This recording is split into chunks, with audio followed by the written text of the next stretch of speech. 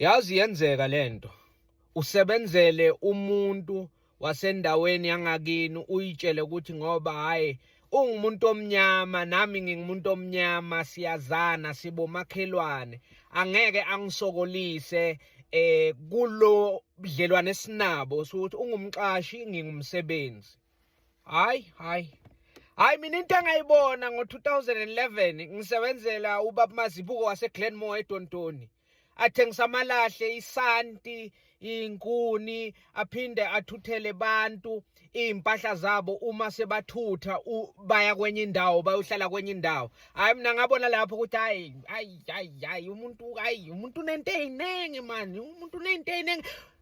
Yazi lapha ukuthi sihole nabanye nje bengisebenza nabo ukuthi sihole bekumele sikhulume afonelwe kaningi ukhumbule futhi besingabhadalwa nakahle phela ukuthi imali eningi le besiyihola lapha bese siyahlanganisa mafayibophu ma1 rand siyomfonela uyabona kula magogogo usalikhumbula igogogo leSLC sesiyamfonela baba Mazibuko sila ngaphandle kwakho uthi umama wakho awukho wena uye eNasport manje namuhla ilanga lokhola athi ngilindeni ngidlula eBarberton ngisendleleni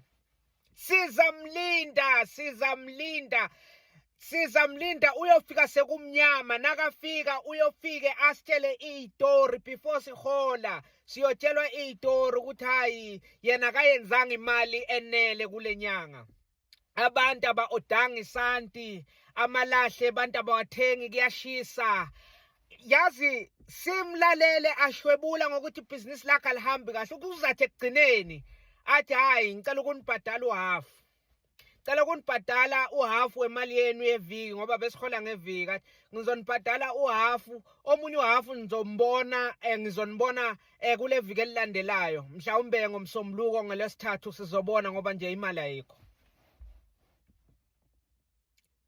Noma singakwata kanjani sizayithatha phela lo 50% weholo leviki enye sesiyoyithola evikini elilandelayo nakhona kule viki elilandelayo uma sekasibhadala uyophinda washwebule yashwabula yena ukuthi hayi anisebenzi kahle niyavilapha futhi ngifuna ukunishintsha nina seningijwayele kakhulu umsebenzi anisawenzi kahle futhi ngiyacabanga nalo sisi omukela imali yabantu aba-order izinto aba-order amasanti inkuni aba-order i-transport ukuthi izobathuthela impahla ngoba sebayasuka la ndaweni bayokwakha kwenye indawo ngathi sekukhona umkhonyovo wenzakalayo ngathi seniyasebenzisana ukuthi imali yami ize kimi ngaphelele.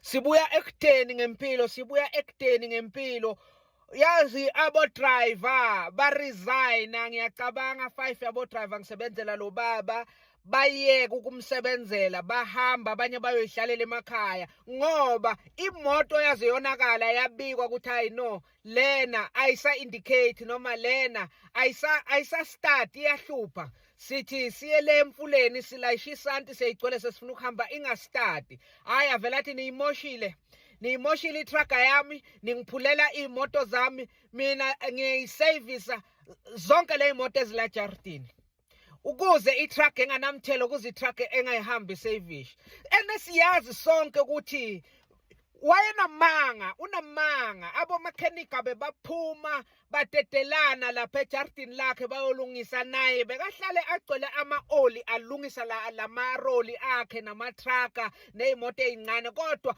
uma ike yaphuka bekuthiwa